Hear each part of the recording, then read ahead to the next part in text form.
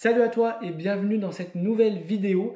Aujourd'hui, on va voir ensemble les principaux postes intéressants pour pêcher la truite.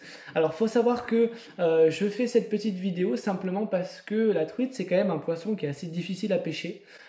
Personnellement, je pense que la truite est plus difficile à pêcher que le brochet. Et donc, je me suis dit pourquoi pas vous donner un petit coup de pouce, notamment en vous indiquant les postes intéressants pour pêcher la truite. Ça va être les postes généraux qu'on va trouver sur la plupart des rivières. Je ne vais pas vous expliquer, par exemple, si vous avez une arrivée d'eau, bien évidemment que c'est un poste intéressant parce que c'est un apport d'oxygène. Voilà, parce que simplement une arrivée d'eau, c'est pas un poste qu'on peut trouver sur la plupart des rivières. Donc aujourd'hui, on va vraiment voir les éléments naturels qui permettent d'avoir des bonnes conditions pour que se trouve une truite en fait. Avant de commencer, tu as dans la description de cette vidéo un lien qui te permet de télécharger mon livre gratuit. Donc c'est un livre qui s'appelle Apprendre la pêche, les bases. Ça te permet de connaître en fait toutes les bases et surtout d'acquérir le vocabulaire nécessaire pour comprendre tous les tutos de pêche, tous les vidéos de pêche que tu trouveras sur internet ou autre application.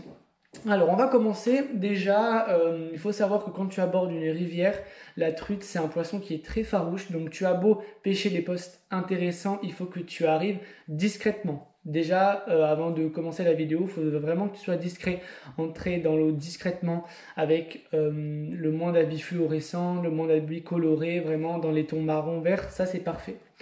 Premier poste intéressant qu'on va trouver au bord de l'eau, et on l'aura tout le temps, c'est les bordures.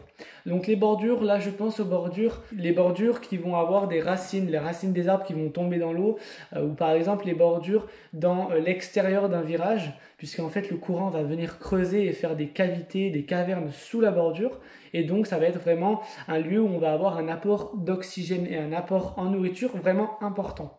Donc que ce soit en hiver, au printemps ou encore en été, pour moi, selon moi, je trouve que les bordures, c'est vraiment un poste très très intéressant, surtout que c'est des postes qui sont assez négligés puisqu'ils sont pas très pêchés parce que simplement c'est assez compliqué de les pêcher. Souvent on peut avoir par exemple les racines qui vont tomber dans l'eau. Au fur et à mesure le courant va venir enlever la terre, ce qui fait qu'on va avoir que les racines qui vont tomber, qui vont faire comme un rideau.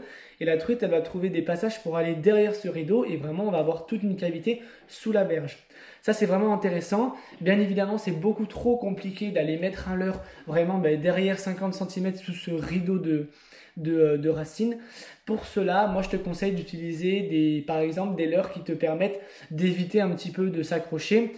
Par exemple, un leurre souple en montage texan qui te permet vraiment d'éviter de t'accrocher, ou par exemple avec un hameçon anti-herbe qui te permet de pêcher avec un hameçon simple qui dépasse du leurre souple mais qui a quand même deux fluorocarbones qui te permettent vraiment d'éviter en fait que l'hameçon se prenne dans les racines, dans les herbes et voilà, dans tous les obstacles. Pour moi, les bordures, c'est vraiment un spot à ne pas négliger. Attention, bien évidemment, si les bordures, c'est simplement une sorte de petite plage. Là, on a une petite plage en plein soleil. Bon, là, ça sera à éviter puisqu'il n'y aura pas forcément de conditions adéquates pour qu'il y ait une truite qui s'y trouve. Mais en tout cas, voilà, les bordures ombragées, notamment en période estivale, quand il y a de l'ombre et quand il y a un petit peu des abris, des zones de sécurité et d'apport de nourriture pour la truite, c'est vraiment l'endroit parfait. Ensuite, on a un deuxième poste qui est assez intéressant, c'est au niveau des fosses ou par exemple des marmites. Alors moi par exemple je pêche des rivières qui sont un petit peu formées de marmites, donc ça fait un bassin d'eau qui tombe dans un autre bassin d'eau, qui tombe dans un autre bassin d'eau, ce qui fait qu'il n'y a pas énormément de bordure, en soi c'est de la roche, et donc il faut vraiment aller pêcher les truites là où elles se trouvent, c'est-à-dire au fond de la fosse. Donc pour ça je vous conseille d'utiliser des leurres assez plombé, peut-être surplombé vraiment pour arriver directement au fond et pour pas que le leurre se fasse entraîner dans le courant avant même qu'il ait touché le fond parce que du coup vous allez mal pêcher. Donc c'est pour moi un poste qui est très très intéressant puisqu'il abrite pas mal de grosses truites. Pour ma part les grosses truites que j'ai pêchées c'est vraiment dans des fosses presque en verticale en fait. Donc c'est vraiment un poste à ne pas négliger. Donc voilà, après vous pouvez bien évidemment pêcher ces postes avec par exemple des vairons maniés. Là le vairon mort manié c'est pour moi une technique qui est ravageuse et c'est vraiment une super technique. Donc voilà, n'hésitez pas à aller pêcher vraiment creux, notamment à l'ouverture quand les truites elles sont postées sur le fond. Un petit indice quand vous pêchez une truite, si vous en pêchez une à l'ouverture ou que ce soit après ou avant, vous pouvez voir si elle a des sangsues en fait. C'est pareil pour le brochet ou quoi, mais si elle a des sangsues, ça veut dire qu'elle est collée sur le fond et qu'elle ne se déplace vraiment que pour manger. Donc ça vous donne un petit indice. Si elle a des sangsues, il faut aller les pêcher sur le fond. Ensuite, en période estivale, vous pourrez avoir une animation un petit peu plus vive avec des leurres un petit peu plus petits et vous pourrez pêcher dans une couche d'eau moyenne, donc pas en surface mais pas en profondeur. Voilà, les truites seront beaucoup plus actives en période estivale. Le troisième poste intéressant, c'est un poste que pour moi c'est un de mes préférés, c'est les rapides. Donc que ce soit les cascades ou encore les rapides. Il faut savoir que les cascades et les rapides, ça a deux éléments qui pour moi sont très très intéressants. D'une part, ça amène beaucoup d'oxygène puisqu'on a vraiment un brassage de l'eau. Et deuxième part, ça apporte énormément de nourriture. Donc que ce soit des nourritures, des insectes qui sont tombés dans l'eau, qui se retrouvent emprisonnés dans l'eau, etc. Donc ça va faire un bouillon et là il y aura vraiment une source de nourriture non négligeable. Ça peut être par exemple des fruits sauvages, si vous êtes dans une forêt, vous pouvez avoir des fraises des bois ou des mûres, etc. qui tombent dans l'eau et du coup qui vont par la suite être amenés dans le courant et du coup dans ces bouillons, dans ces rapides. Et après, voilà, des vers de terre, des insectes, etc. Donc pour moi, je dirais que pour moi, les cascades et les rapides, c'est vraiment un poste à ne pas négliger. J'aime par exemple pour ma part pêcher au verron manié, puisque je trouve que quand on pêche au verron manié dans un rapide, le courant va venir un petit peu bousculer la nage du verron et ça va vraiment représenter un verron qui est un petit peu déboussolé par la force du courant. Et la truite, qui connaît parfaitement son environnement, elle va vraiment venir hop et se remettre à son poste pour attendre la proie prochaine. Du coup, les rapides et les cascades, postes à ne pas négliger. Donc ça vous fait déjà 3 postes, vous avez de quoi faire. Mais il en reste un quatrième. Le quatrième, c'est les obstacles au milieu de la rivière.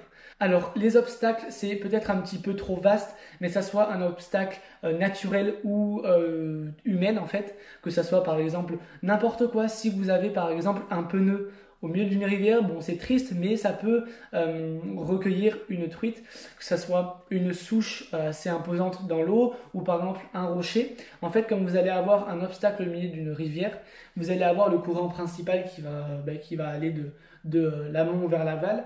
Et quand ça va arriver au niveau de l'obstacle, on va avoir un contre-courant qui va venir juste derrière l'obstacle. Et du coup, on va avoir une absence de courant. Ce qui fait que d'une part pour la truite, ça lui permet du coup de ne pas faire face au courant et du coup d'avoir une dépense énergétique très très minime. Mais ça permet également, quand par exemple on a un insecte qui passe dans le courant à côté de l'obstacle, et bien du coup avec le contre-courant, ça va vraiment venir stagner au-dessus de l'obstacle. Et généralement, ça stagne pas beaucoup puisque ça se fait très généralement manger, gober ou attaquer par les truites. Parce que voilà, en tout cas, moi je considère que les obstacles au milieu de la rivière, c'est souvent des obstacles qui abritent une ou plusieurs truites. Généralement, c'est une parce que c'est un poisson qui est assez territorial. Mais voilà, par exemple, si vous pêchez à la mouche, personnellement, ce que je conseille, c'est vraiment de lancer 1 mètre à 2 mètres au-dessus de l'obstacle pour vraiment avoir une arrivée très très naturelle de votre mouche, que vous soyez en sèche, en émergente, en nymphe, etc. Il y a également quelques petites nuances en fonction de la saison dans laquelle vous pêchez. Il faut savoir que voilà, en période estivale, les truites sont beaucoup plus actives et elles vont carrément moins hésiter à faire 2, 3, 4 mètres pour aller chercher une proie.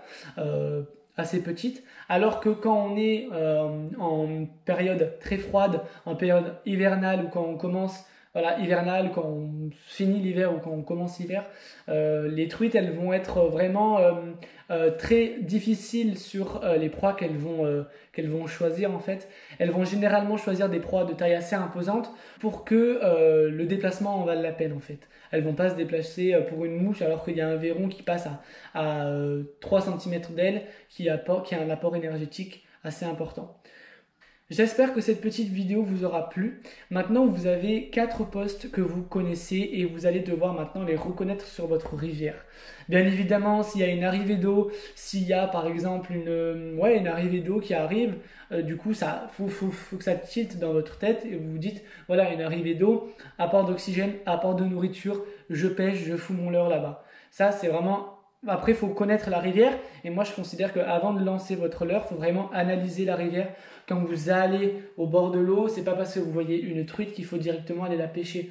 Vous vous calmez, vous regardez où est le courant principal, où sont les courants, les contre-courants, où c'est qu'il y a une arrivée d'eau, où c'est que, etc., etc. Et ensuite, quand vous avez vraiment toutes les informations, vous allez dans l'eau et vous pêchez. La vidéo est maintenant terminée, j'espère qu'elle t'aura plu. Si tu as aimé et surtout si elle t'a apporté des nouvelles connaissances, j'insiste bien là-dessus, tu es libre de t'abonner. C'est gratuit, tout est gratuit, tu peux t'abonner et tu peux également liker la vidéo. Encore une fois, si tu as besoin d'une petite remarque, si tu n'es pas forcément d'accord avec ce que je viens de dire, ou si tu veux, tu as une question à me poser, l'espace commentaire est juste en bas. Je te souhaite à toi une bonne fin de journée et on se retrouve pour la prochaine vidéo. Salut à toi et encore merci d'avoir regardé la vidéo.